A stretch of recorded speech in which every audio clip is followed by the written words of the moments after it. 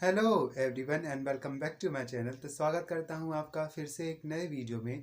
तो आज की वीडियो एक बुक रिव्यू वीडियो है जिसमें मैं आपको एक बहुत ही फेमस बुक के बारे में बताने वाला हूं जो बुक मैंने पढ़ी। हालांकि ये बुक मैंने अपने यूट्यूब चैनल को स्टार्ट करने से पहले रीड कर ली थी, लेकिन मैंने सोचा क्यों ना इस बुक का रिव्यू अपने चैनल पर अपलोड करूं ताकि आपको बहुत अच्छा लगे उस बुक के बारे में मेरी ओपिनियन सुनकर कि वो बुक कैसी है, क्या उस बुक को पढ़ना चाहिए या स्किप कर देना चाहिए। तो मैं आपके सामने आज उस बुक का रिव्यू लेकर आ गया हूँ। ये बुक ज़्यादा लंबी नहीं है, ज़्यादा मोटी नहीं है। इसमें टोटल 136 पेजेस हैं जिसे आप बड़ी आसानी से पढ़ सकते हो और बहुत ही अच्छी रीड रही है मेरी ये बुक। हालांकि मैंने अपने एग्जामिनेशन की वजह से इसे 4 दिन में कंप्लीट कर पाया, लेकिन मुझे लगता है कि ये बुक कम से कम 2 घंटे में पढ़ ली जानी चाहिए। ये बहुत ज़्यादा पतली बुक है लेकिन ये फेमस बुक है और वो बुक है द एल्केमिस्ट, जिसे पाओलो कोएल्हो ने लिखा है। पाओलो कोएल्हो एक बहुत ही अच्छे राइटर हैं जिनकी बहुत सारे नॉवल लिखे गए हैं और वो सारे के सारे नॉवल बेस्ट सेलिंग सूची में ज़रूर होते हैं क्योंकि उनकी बुक बहुत ही अच्छे तरीके से कहानी को बयां करती है। पाओलो कोएल्हो की लेखन शैली बहुत ही बढ़िया है, उम्दा है और सफलतापूर्वक वो लोगों को ये बताने में काबिज हो जाते हैं, ये बताने में पूरी तरह से प्रयत्नशील रहते हैं कि आप जो पढ़ रहे हो वो किस चीज़ से रिलेटेड है और उसके मायने क्या हैं।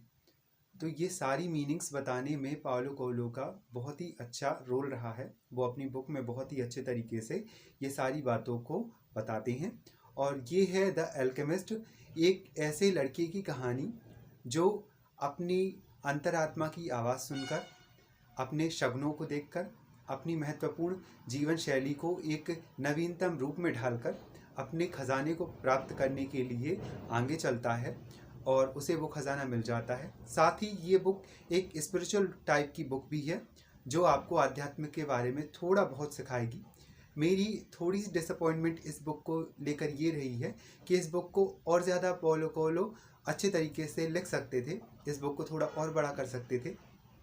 हालांकि इसमें जितनी भी चीज़ें हैं वो इंटरेस्टेड चीज़ें हैं और आपको बहुत ज़्यादा पसंद आएंगी, लेकिन कहीं कहीं कहानी खटकती है कि इसमें और भी किरदारों को और भी कैरेक्टरों को इंस्टॉल करना चाहिए था और भी किरदारों को, उनके पात्रों को बहुत ही अच्छे तरीके से लिखा जाना चाहिए था। लेकिन इसमें मुख्य पात्रों को छोड़कर बाकी के पात्रों को केवल ऐसे ही घूर्णनावेशी या फिर गौण तरीके से दिखा दिया गया है।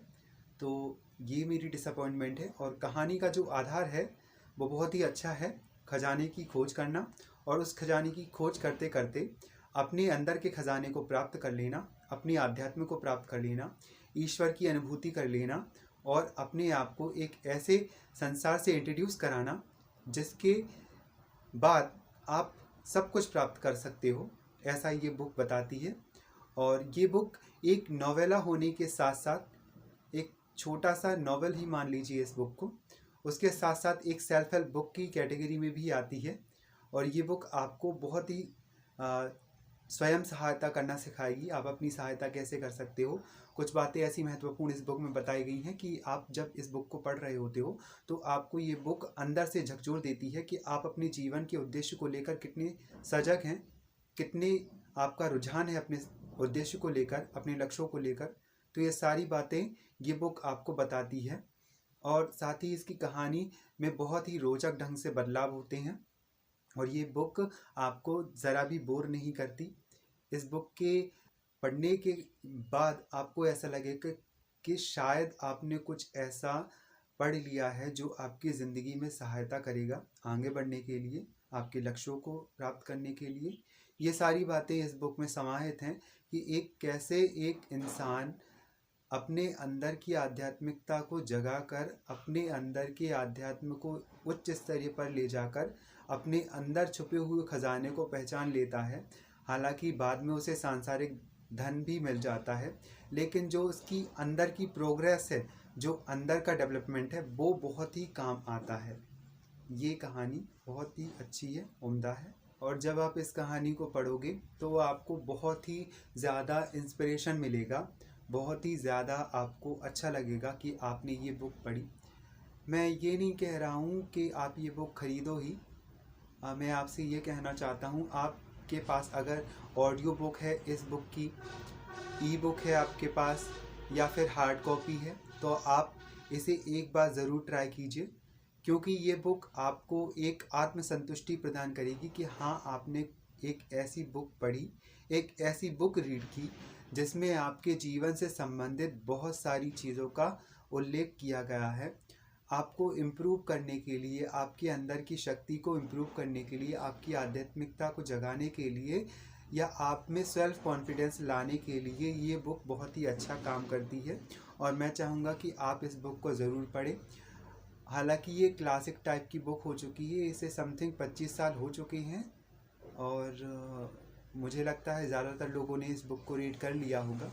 लेकिन जो नए हैं लेखक, वो भी इनसे इंस्पिरेशन ले सकते हैं, पाओलो कोएल्हो से।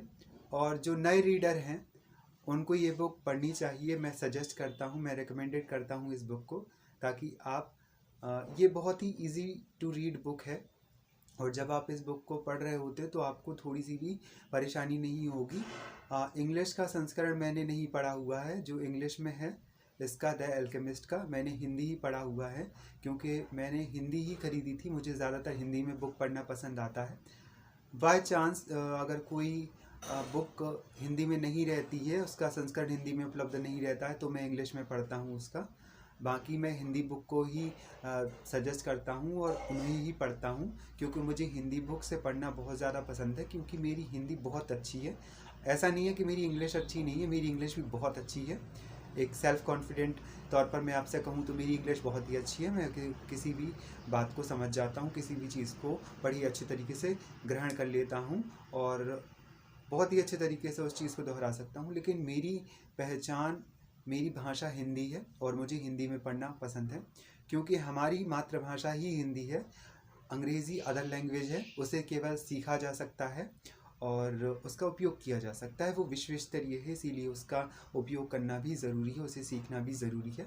लेकिन आप हिंदी में पढ़िए, हिंदी में बहुत ही अच्छा शब्दकोश दिया रहता है, और आप बुकों को बहुत ही अच्छे तरीके से समझ सकते हो, उनका ज्ञान अपने अंदर समाहित कर सकते हो, ग्रहण कर सकते हो। तो मेरी इस बुक को लेके यही सजेस्टमेंट है आपको कि आपको ये बुक पढ़नी चाहिए। ये बुक बहुत ही अच्छी कृति है। पाओलो कोएल्हो की बाकी की बुक आप साइड में रख सकते हो, लेकिन ये बुक जो है वो आपको ज़रूर पढ़नी चाहिए।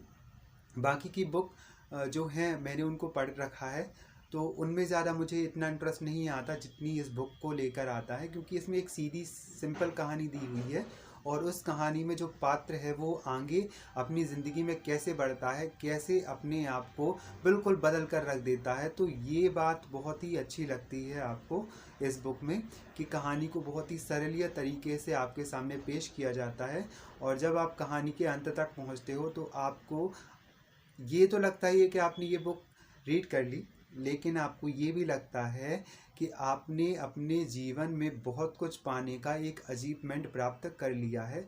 आपने कुछ अचीव कर लिया है, आप कुछ समझ चुके हो अपनी ज़िंदगी के बारे में, क्योंकि ये ज़िंदगी आपकी हर तरह से परीक्षा लेती है, और उस परीक्षा में हमें कैसे भी करके पास होना पड़ता है, होना ही चाहिए, क्योंकि अगर हम पास नहीं होते तो हमारे अंदर की जो शैली है, जो स्किल है, जो हमारे अंदर का डेवलपमेंट है, वो नष्ट हो जाता है।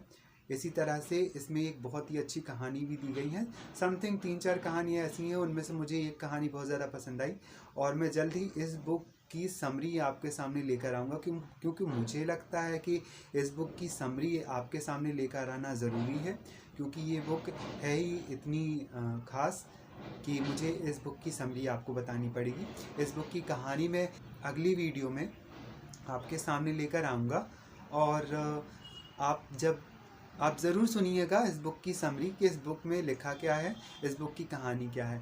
मैं जल्दी ही मिलता हूँ आपसे नेक्स्ट वीडियो में। आप अपना ध्यान रखिएगा, बहुत सारी बुक पढ़ते रहिएगा। मिलते हैं नेक्स्ट वीडियो में, तब तक के लिए टिल देन बाय।